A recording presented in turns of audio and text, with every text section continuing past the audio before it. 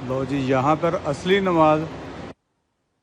एक आपको ऐसी साइड दिखाता हूँ जहाँ पे टिक टोकरों की नमाज हो रही है। ये देखिएगा ज़रा, ये टिक टोकरों की नमाज। लो जी,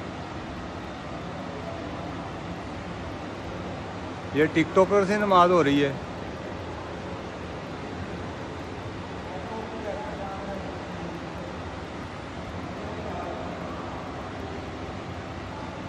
लो, ये टिक टोकरों की नमाज।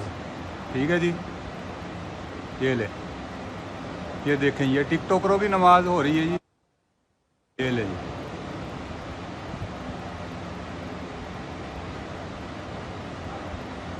ये असल नमाज हो रही है। इधर असल नमाज पढ़ी जा रही है।